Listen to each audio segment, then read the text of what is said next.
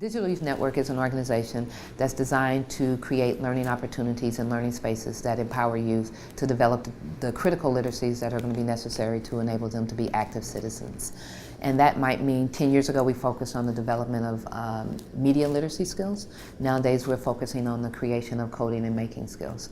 So as time goes on, the different literacies are going to be important, and then DYN focuses on ensuring that all kids have equitable access to the people, places, and resources to ensure that they can develop those literacies. The Digital Youth Network is an example of an entity that has been designed and constantly iterated on. When we started DYN over 12 years ago, we were working in one classroom in a school with 75 kids. And the question was, how do we make technology relevant in the reality of you're dealing with a population of kids who are going to be living in a world that's ubiquitous?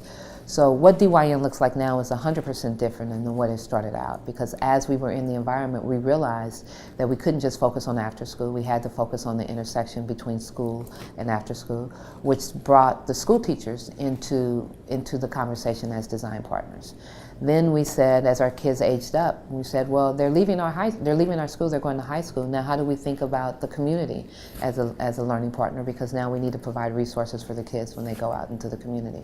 And so DYN has always sort of followed the kid and to say, where are all the places where they spend their time, and then develop the relationships in those places, as opposed to saying, well, let's just work in a silo, let's just work in after school, and let's work in school. So I do think for design thinking, one of the biggest challenges for us right now, at least in the education space, is to stop thinking about the silos and stop thinking within the silos, because kids cut across. Kids are in schools, kids are in out of school, kids are at home, and kids are online.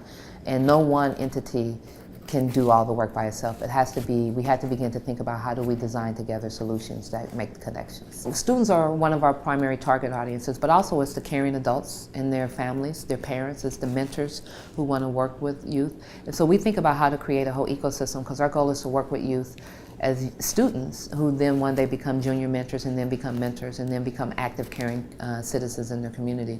So for us, once you're part of the DYN family, you're always part of the family, and you have a responsibility of educating and giving back. So how do we understand what students need and what they want? Is because we give them voice. They get to help design what's going on. We listen to them. They come and we look at what they do. One of the things, we have our own social network, so we can see the things they're talking about, the things that they're creating, and that helps motivate us to try to stay one step ahead of them. But we also have mentors who were former students. And so right now I have 3 mentors on staff who were part of the original cohort of DYN. So I look to them to say what we should do next, because I'm getting old, so I wouldn't necessarily say myself I know exactly what you used to do. So it's making sure that you keep a fluid, constantly fluid staff who can stay connected and stay in staying connected to the youth that you serve. For DYN, oftentimes when we're trying to decide what's going to be the next focus of our work, we really have to take a holistic view. And oftentimes we've made mistakes in the past of focusing on the big solution, to say let's look for a solution that's going to take us 2 years. It's going to be the mother of all solutions. And what we realize is that we take small incremental steps, and we want to make the change that we can make in a week, in 2 weeks. Like scrums. We want to make those changes, because then that's bringing your stakeholders along with you.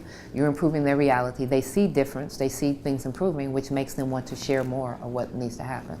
So we spent years initially trying to, spend 2 years coding and then say, here's our solution. Those systems never worked.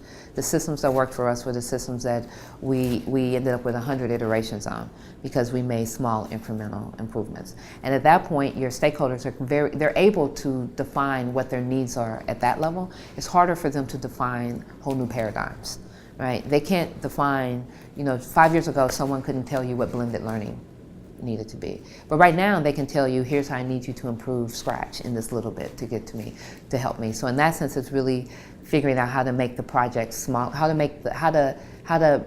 focus in on smaller milestones, and then to allow those milestones to combine together into big solutions.